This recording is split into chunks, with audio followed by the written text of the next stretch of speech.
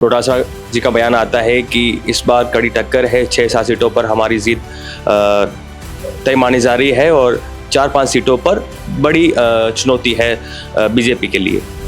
दिल्ली के अंदर पंडित जवाहरलाल नेहरू से लेकर के और एक लंबे कालखंड तक कांग्रेस का शासन रहा, वो भी दुनिया ने देखा है ना। कांग्रेस पार्टी के नेता समय समय पर फिक्र करते हैं भाजपा के नेताओं की, किरोड़ी लाल मीणा की, वसुंधरा राजे की, कई ऐसे नेता जिनकी फिक्र करते हैं और कहते हैं कि अन्याय हुआ है पार्टी के अंदर।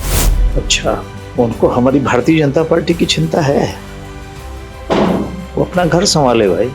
कांग्रेस छोड़कर बीजेपी में गए हैं, वो नालायक, नकारा, निकम्मा थे। फिर से एक बार इन शब्दों का उपयोग हुआ है। इस प्रकार के शब्दों का उपयोग करना को नकारा है, निकम्मे हैं, आपके साथ ही रहे हैं, इतने निकम्मे लोगों को क्यों रहने दिया आपने। इस वक्त हमारे साथ ओंकार सिंह रावत है, इनसे बातचीत करेंगे क्योंकि आपको पता है लोकसभा चुनाव संपन्न हो चुके हैं। कल यानी कि 4 जून को नतीजे आने हैं। इनसे बातचीत करते हैं। ये पूर्व में राज्यसभा सांसद रह चुके हैं और प्रदेश में, राजस्थान में पूर्व उपाध्यक्ष भी रह चुके हैं। इनसे बातचीत करते हैं। सर, क्या तैयारियां है सर आपकी?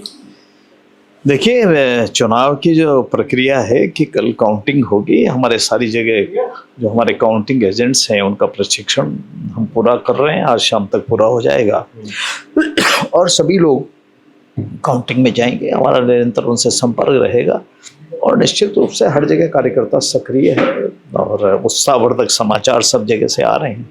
तमाम जो न्यूज़ चैनल है, जो एजेंसियां है, वो अपने एग्जिट पोल जारी करने में लगी हुई है। आपके लिए अच्छी खबर है क्योंकि फिर से एक बार बताई जा रही है कि भाजपा की सरकार बन रही है। लेकिन राजस्थान की बात करें तो राजस्थान में इस बार बताया जा रहा है कि 21 से 22 सीटों पर ही भाजपा सिमट सकती है और कांग्रेस 2 से 3 और अन्य एक चुनाव जीत सकते हैं। देखिए, कल्पना कोई भी कैसी भी कर सकता है, ये लोकतंत्र में सबको अधिकार है। हर आदमी कह सकता है कि भारतीय जनता पार्टी को एक सीट भी नहीं मिलेगी, हम रोक तो नहीं सकते उसको कहने से। और कोई कह सकता है कि सीटें तो 25 से 35 जीत सकते हैं, भूलने की स्वतंत्रता है ना। इसलिए मेरा ये कहना है कि अब ये सारा काम हमको जो काउंटिंग ऑफिसर्स हैं और निर्वाचन आयोग पर छोड़ देना चाहिए, क्योंकि कल प्रातःकाल से मतगणना होने वाली है। अब इसके अंदर कयास की बात नहीं हो, पर हम ये कह रहे हैं कि हमारे पास जिस प्रकार का नीचे से जो हमारे कार्यकर्ता हैं और उनका फीडबैक आया है, वो सभी 25 के 25 लोकसभा क्षेत्र में भारतीय जनता पार्टी के पक्ष में भारी मतदान हुआ है और हम उम्मीद करके चलते हैं जब पेटी खुलेगी तो उसी प्रकार का परिणाम आएगा। मल्लिकार्जुन खड़गे जो कि राष्ट्रीय अध्यक्ष कांग्रेस पार्टी के, वो कल वर्चुअली जुड़ते हैं गोविंद सिंह डोटासरा से और डोटासरा जी का बयान आता है कि इस बार कड़ी टक्कर है, 6-7 सीटों पर हमारी जीत तय मानी जा रही है और 4-5 सीटों पर बड़ी चुनौती है बीजेपी के लिए। आप कल्पना कीजिए, राजस्थान के अंदर कांग्रेस का एक छत्र शासन हुआ करते थे। दिल्ली के अंदर पंडित जवाहरलाल नेहरू से लेकर के और एक लंबे कालखंड तक कांग्रेस का शासन रहा, वो भी दुनिया ने देखा है ना। और उसको अस्त होते हुए और समाप्त होते हुए भी लोगों ने देखा है। कांग्रेस को हमारे बारे में टिप्पणी करें, लोकतंत्र है, मना नहीं कर सकते, पर अपने बारे में चिंता करें कि उनकी ये दशा क्यों हुई। जो सारे हिंदुस्तान के अंदर राज किया करते थे, जहाँ राजस्थान के अंदर भी लगातार अनेक वर्षों तक लगातार माननीय भैरव सिंह जी पहली बार गैर कांग्रेस के मुख्यमंत्री बने थे और उसके बाद में वसुंधरा जी और अभी आ रही है। मेरा कहना है कि हमारे बारे में तो टीका टिप्पणी उनको करनी है, विरोधी पार्टी के नेता, उनको अधिकार है, हम उनको सम्मान करते हैं, हमें उसके बारे में कोई बहुत ज़्यादा नहीं कहनी है। पर मेरा कहना है कि हमारे बारे में अनर्गल प्रचार करने से अच्छा ये है कि वो अपने बारे में उनकी स्थिति क्यों बनी उस पर विचार करें, चिंतन करें। लोकतंत्र में विरोधी पार्टी भी सशक्त होनी चाहिए, लोकतंत्र का तकाजा है। उनकी ये दशा क्यों बनी कि सारे हिंदुस्तान से उनका सोपड़ा साफ हो गया, ये क्यों स्थिति बनी? ये डोटासरा जी अगर उस पर अगर थोड़ा बहुत विचार करेंगे, ये कांग्रेस के लिए लाभकारी होगा मेरा कहना, और लोकतंत्र के लिए भी आवश्यक है कि कोई राजनीतिक दल दूसरा भी होना चाहिए, उस पर वो विचार करे। हमारे बारे में ज़्यादा चिंता करने की उनको आवश्यकता नहीं है। कांग्रेस पार्टी के नेता समय समय पर फिक्र करते हैं भाजपा के नेताओं की, किरोड़ी लाल मीणा की, वसुंधरा राजे की, कई ऐसे नेता जिनकी फिक्र करते हैं और कहते हैं कि अन्याय हुआ है पार्टी के अंदर। अच्छा, उनको हमारी भारतीय जनता पार्टी की चिंता है, वो अपना घर संभाले भाई। सचिन पायलट जी से बात किया करें, थोड़ी चर्चा करनी चाहिए उनको, जो कुछ भी है। हर जिले में चले जाइए, वहाँ 8-8, 10-10 गुट उनके बने हुए हैं, उसकी चिंता करें, ज़्यादा अच्छा है।